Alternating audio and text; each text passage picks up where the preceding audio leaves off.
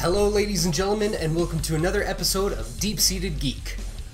So I know a lot of my videos focus right on the video games themselves and kind of some of the themes that kind of work inside the game and outside in the development.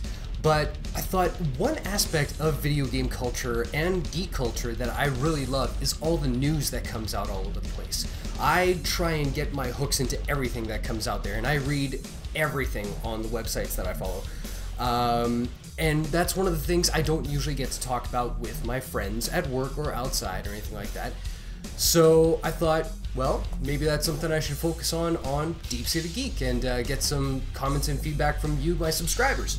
So with that, we're going to touch on all the subjects that have come up in the last few weeks that I think are worth talking about. First up, and probably my favorite bit of news, is that there's a new addition to the Batman Arkham series called Batman Arkham Origins, which is going to be coming out sometime in October this year. Now the bad news is that it's not being developed by the original developers, Rocksteady Studios. Instead, it's being developed by a team that's made primarily of folks at Warner Brothers Interactive. Now initially when I heard that Rocksteady Studios is not going to be part of this game, I was worried, you know. I think it's a development team that they've kind of come up with at Warner Brothers Interactive that's going to be doing the new game. And the only other game that I know that has done this in the past was Bioshock. And when they went from Bioshock 1 to Bioshock 2, it changed hands from Irrational, which was 2K Boston, I believe, at the time, to 2K Marin, which was a company in Australia. They did the port for the PlayStation 3 version of Bioshock, and so they got to hold the reins for Bioshock 2. And in my opinion, it looked and sounded like Bioshock, but it felt nothing like the same kind of vibe. So that had me worried hearing about the Rocksteady deal. But on the other hand, a lot of series have come out this year where they've kind of changed development hands. You look at Castlevania when it came back out and was reissued for next gen. That was a good game. Tomb Raider this year, that's another good example. Devil May Cry, hit or miss for a lot of people, but still a pretty decent game. And Amnesia has switched over to the Chinese room who did Dear Esther, and that was a pretty damn good game, so I think they're in good hands as well. So we'll see what happens. I don't think a big company like Warner Brothers would really abandon talent from Batman Arkham series just to give out something to make money off of. I don't think that's their kind of way of thinking. So, worst case scenario, we get to play as the Dark Knight one more time. Another bit of geeky goodness is that Star Wars, yes, the trilogy is coming back, but not just the trilogy. We're getting episodes 7, 8, and 9 in the next few years, and in between each of those, we're getting standalone movies as well, apparently. Kind of like how Marvel does their movies, you know?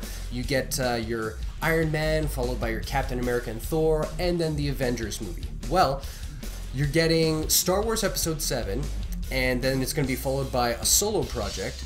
The next year it's going to be Episode 8, another solo project, 9, another solo project. What those solo projects are kind of up in the air right now, but who knows? It could be good, it could be bad. It could be good in the sense that we get more of the series that we love, but at the same time it could be a little bit of overkill, and there's no guarantee that the quality that's going into the actual episode movies are going to be in the solo ones. So we'll have to wait and see. But thinking of that, it's kind of on the heels of Assassin's Creed as well, where Assassin's Creed 3 came out in November, and it was not as good as everybody had hoped in a lot of ways. Some people had complaints about the stories, it was really buggy, and hot on the heels of that controversy, they announced Assassin's Creed 4. Now before this, Assassin's Creed 2 came out.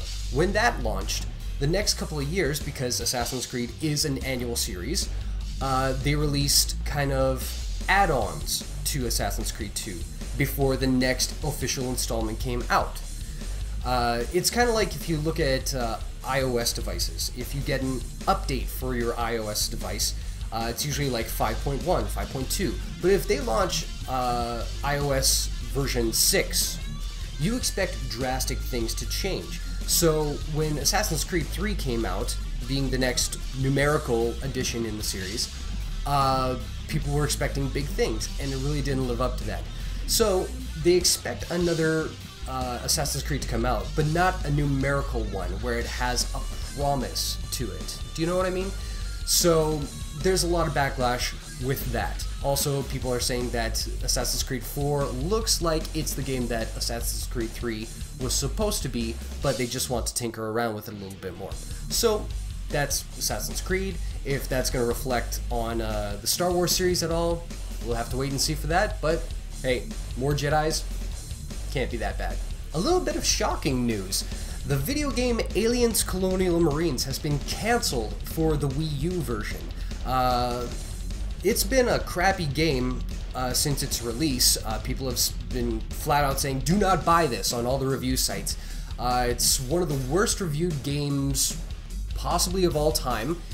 And what's kicking me in the pants is that whatever media you see about Aliens Colonial Marines, it looks good, but that's because that version that you're seeing is supposedly the Wii U version, the best of them all, apparently.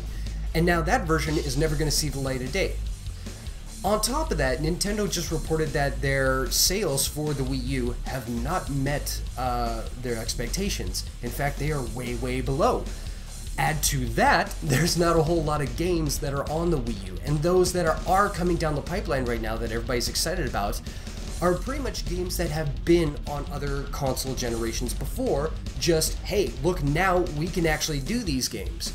Keep in mind that later in this year, when all these big fancy games for Wii U are coming out, the next evolution of PlayStation, Xbox, and possibly PC is going to be hitting the market, leaving Nintendo in the dust again. So, unless Nintendo has like a couple of new Legend of Zelda games and Mario titles that are going to be coming out that are going to blow the water, I don't know what's going on with Nintendo, but hey, losing Aliens Colonial Marine, not too bad, but it was one title that people were kind of looking forward to on that console. So not having that anymore, it's looking kind of grim for Nintendo.